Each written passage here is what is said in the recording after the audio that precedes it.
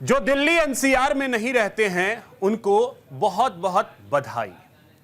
अब आप सोच रहे होंगे कि किस बात की बधाई, तो हम आपको बता दें कि कम से कम आप खुली और साफ हवा में सांस तो ले पा रहे हैं, इसकी बधाई।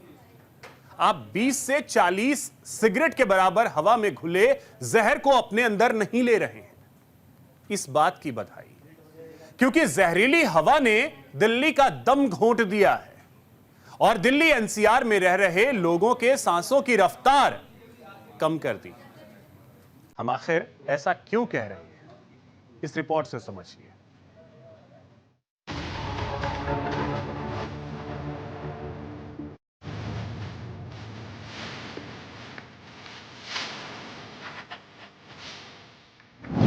मुस्कुराइए, आप दिल्ली एनसीआर में नहीं हैं। ठहर जाइए, अगर आप दिल्ली एनसीआर में नहीं हैं।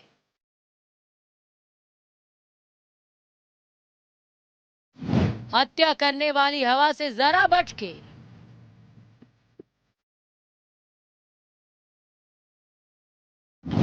मास्क लगाइए, आप दिल्ली एनसीआर में हैं।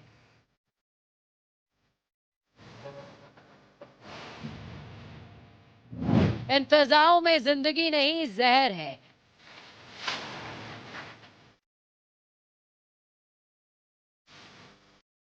अगर आप दिल्ली एनसीआर में रह रहे हैं तो आप रोजाना सिस्टम की तरफ से पिलाई जा रही 30 से 40 सिगरेट तो सिर्फ इस हवा में सांस लेते लेते ही पी जा रहे हैं।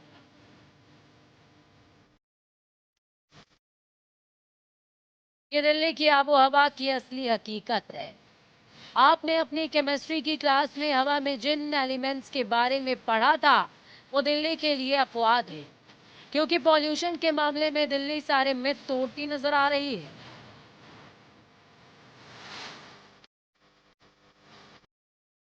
एक पॉइजन जो नाक के जरिए धीरे धीरे आपके फेफड़ों तक पहुंच रहा है, ये आपको बीमार से बहुत बीमार कर रहा है, क्योंकि दिल्ली में इस वक्त धुआंधार धुंध है।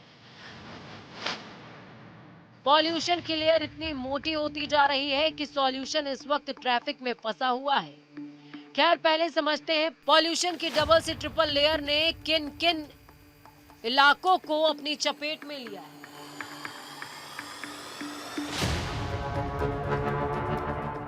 वायु प्रदूषण के बढ़ते लेवल के बीच ट्रकों के प्रवेश पर प्रतिबंध और सार्वजनिक प्रोजेक्ट्स पर निर्माण कार्य स्थगित करने समेत नियंत्रण उपायों के बावजूद एयर क्वालिटी इंडेक्स का फिगर 500 के रिकॉर्ड स्तर पर पहुंच गया है।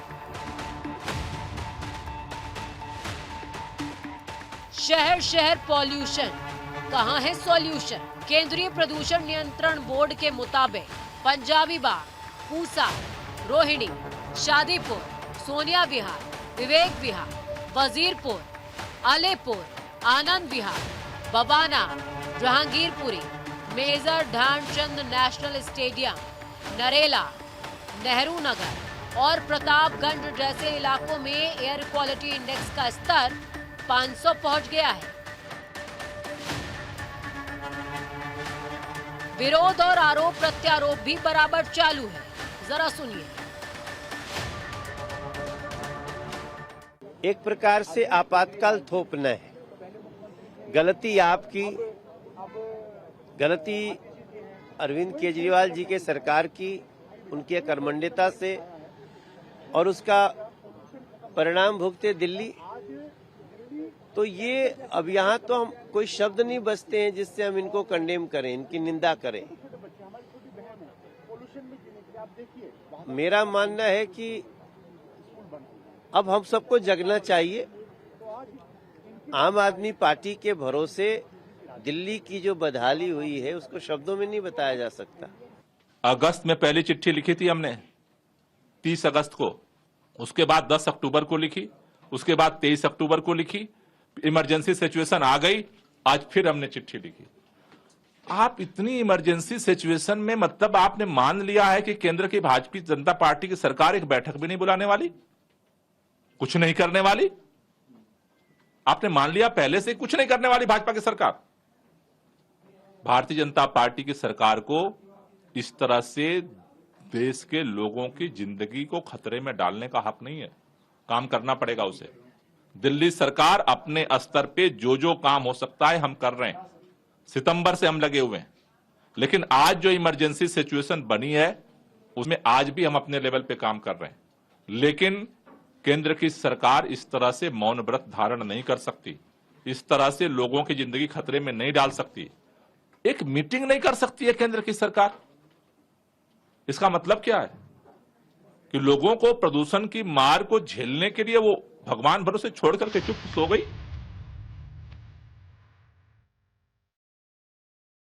दिल्ली एनसीआर की सांसों को बचाने के लिए ग्रैब फूड लागू हो चुका है।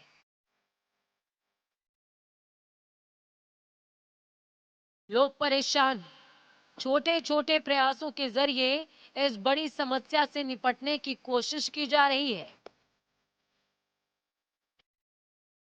मगर सॉल्यूशन का कुछ अता पता नहीं है। दिल्ली में खतरनाक प्रदूषण को लेकर खुद सुप्रीम कोर्ट ने फटकार लगाई। सांसों के लॉकडाउन पर सुप्रीम फटकार। दिल्ली एनसीआर में सरकार को सुप्रीम कोर्ट ने साफ निर्देश दिए। कोर्ट ने क्लियर कट कहा कि ग्रैब फूड पाबंदी बिना पूछे नहीं हटानी है।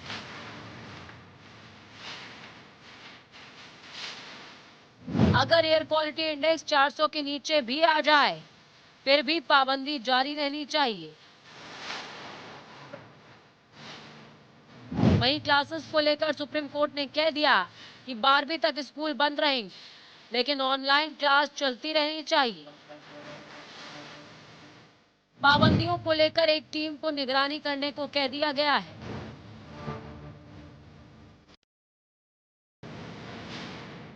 साथ ही नियम का उल्लंघन करने पर सख्त एक्शन लेने के भी निर्देश दिए गए।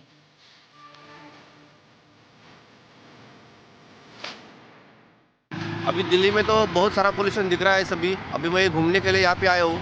पहले पिछले 2 साल से आया था मैं, इतना पोल्यूशन नहीं था, लेकिन अभी घूमने के लिए बहुत तकलीफ हो रही है यहाँ पे, क्योंकि बहुत सारा पोल्यूशन दिख रहा है।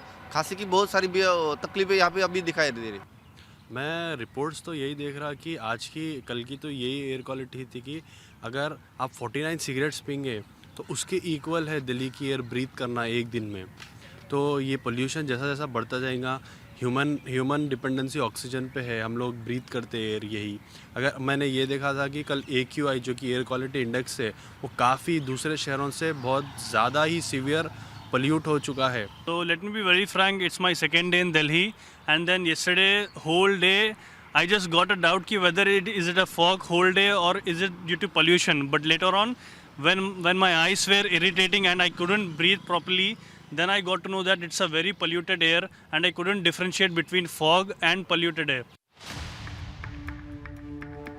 यानी कि पॉल्यूशन से दिल्ली को बचाने के लिए सरकार को फ्री हैंड दिया गया है। तो दिल्ली में ग्रैब 4 की पाबंदी लागू हो चुकी है, जिसके तहत दिल्ली में सांसों का संकट का, ट्रकों की एंट्री बैन है, बाहरी एसयूवी गाड़ियां बैन है, कंस्ट्रक्शन पर रोक जारी है, 12वीं तक ऑनलाइन क्लास चलती रहेगी, दफ्तरों की टाइमिंग चेंज कर दी गई है, वर्क फ्रॉम होम के निर्देश दिए गए, मेट्रो का फेरा भी बढ़ाया गया है, क्लस्टर बस सर्विस बढ़ाई गई है। इसी के साथ ही ऑड इवन भी लागू होने के चांसेस बढ़ गए। दिल्ली धीरे धीरे मौत की चादर ओढ़ती नजर आ रही है, गैस चैम्बर में तब्दील हो चुकी है।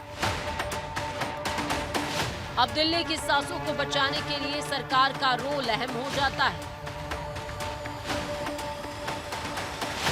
अब सवाल है कि दिल्ली सरकार इस चादर को हटाकर दिल्ली की सांसें कैसे वापस लाएगी? क्या फिर से ऑड इवन की वापसी हो जाएगी? Bureau report, news India.